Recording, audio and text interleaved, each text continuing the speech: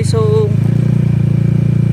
hindi natin alam kung saan itong area na to, pero napakagandang minsan mag-explore sa mga ganitong lugar kasi hindi mo yun expect kung ano yung nandito. Minsan kasi kapag alam mo na yung lugar, alam mo na yung na-expect mo, pero dito hindi mo alam kung ano yung meron. So very intriguing kung ano yung what's behind this area here, kung ano yung tinatagong ganda or maganda ba o hindi. So malalaman natin kapag narating natin yung dulo nitong inabaybay natin. Let's go motor ride. Shoutout po sa lahat ng ating mga followers dyan. Shoutout po sa mga nakakapanood ng mga videos natin, and pwedeng makikilambing naman po tayo. Baka pwede naman pong pasubscribe sa ating channel. Marami pong salamat. Pa-follow na rin po sa ating Facebook page at pa-follow na rin po sa ating YouTube channel, Motor Ride. So ingat po kayo, marami po salamat. Ingat, bye-bye.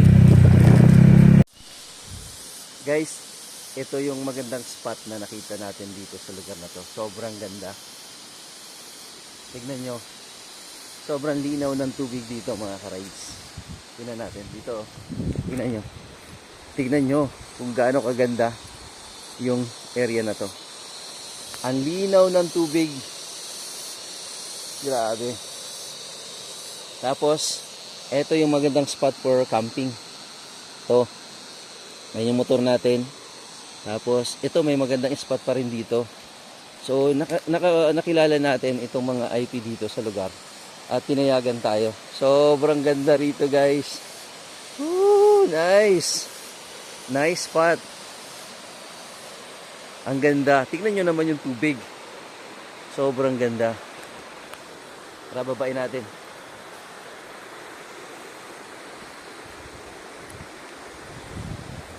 Oh, wow.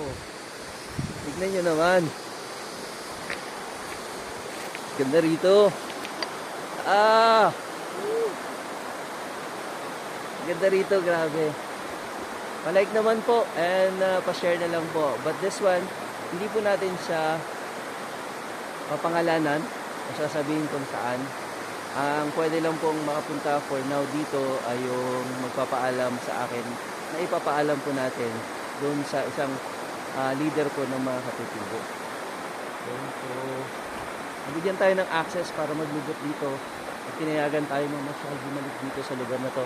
Look, ang ganda ng tubig, ang linaw. Tapos ang sarap paligo dito. Pwede pumunta doon sa kabilang bayo para sa camping din dito. Pero ito yung area kung saan tayo magka-camp. Ayan. Nice. We find our spot. Salamat.